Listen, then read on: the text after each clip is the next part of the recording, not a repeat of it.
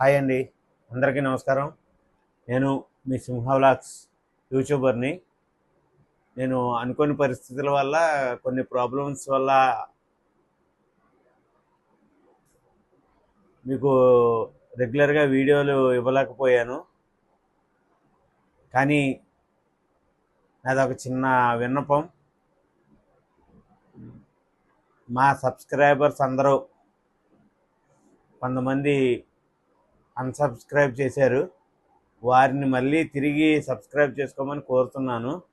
అలాగే ఇక నుంచి రెగ్యులర్గా మీరు అనుకున్నట్టుగానే మిమ్మల్ని మళ్ళీ ఎంటర్టైన్మెంట్ చేస్తామని నేను మీకు మాటిస్తున్నాను.